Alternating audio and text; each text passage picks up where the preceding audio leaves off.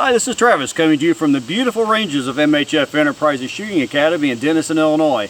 Today we're talking a little bit of carbine technique, and I have a couple things I want to emphasize in this video. First is aiming points when you're doing close range shooting. Now when I was on the teams and we were running the little 9mm subguns, we used a 25-yard zero and we used an AR platform weapon. My stuff that I have set up personally for things I would use for room clearing, short range inside the house kind of stuff, I still use a 25-yard zero. But what happens when you've got a 25-yard zero and let's say you're shooting an AR platform at 5 to 10 yards? Well, where you're aiming and where the bullet goes are far different things. And that's because when you're shooting an AR platform, since it's a kind of like a center line design, the barrel is all in line with your recoil mechanism.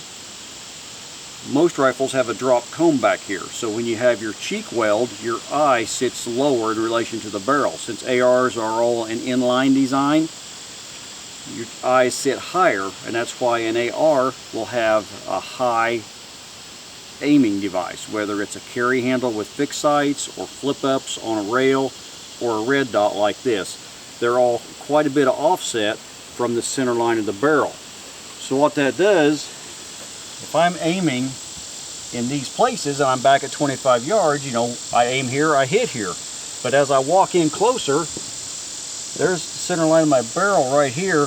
You can look how high my sight line is going to be above the middle of where I want to go. So what that will do is if you keep the sights in the middle, look where my barrel line is. I'm going to be hitting way down in here. So to counteract this, as you walk in closer than your zero position, you have to continually aim higher. That will bring the bore line up into the center of your target. So as I'm walking in from 10 yards, I'll be aiming about here, and by the time I get to 5 yards, I'll have to have an aim point up in this area of the forehead to put the shots into the tee box on this. So I'm going to run one and just do 6 shots, walking 5 to 10, holding center here, and we'll see where the group is, and it should be down in this area. Then I'm going to run a second pass with an adjustable aim point, and if I do my job, they'll all be right around in this tee box area. Second thing I want to talk about, just to touch on, is safety manipulation.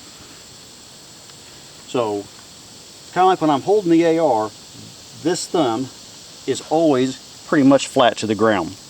It sits up on top of that safety just like you would if you're shooting a 1911 pistol. As I'm in this low ready position, as I come up, my thumb never moves. It stays in relation, flat, parallel to the ground, and the gun pushes up, and that will kick the safety off. I'm then hooked in behind, so as I lower the gun back down, safety goes back on and thumb lays back on top. You see how my thumb really doesn't change much in position as I put this up and down. So that's what we want to strive for, is always having the thumb on the correct side of that safety so you don't have to do a lot of flipping. As you maneuver the gun around, it will in essence kick itself on and off safety as you need. Alright, so let's back up here to 10 yards. I'll load up and we'll take one quick pass at that first target, and I will just use normal aim point right in the center of that tee box area. And then we'll take a quick look at that group, and I'll come back and do the other side. Okay. We're all set to go. We're at 10 yards. Let's make our first pass.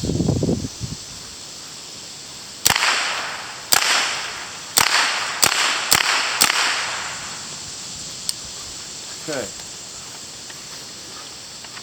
I couldn't help myself to start with, but you can see where the majority of this group is. But I had to break training, but you can see where 4 of my shots are right in here once I made myself keep holding in center and not walk up. So let's go back and we'll run another pass on this one and see how I do on it. Okay, so let's run our last 6.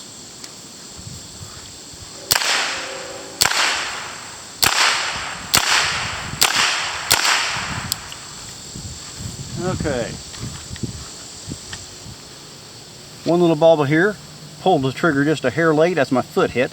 That's one of the keys when you shoot on the move, is you always have to time your shots in between footfalls, because if you crack a shot right as your heel hits the ground, no matter how soft you're trying to walk, it'll bounce that barrel just enough to throw you down. So I had one little high, one little low, 4 right in the tee box, and you can see doing that adjustable aiming point much more effective than just holding dead on and walking through it all. This is Travis, coming to you for MHF Enterprises. Come out and train with us sometime.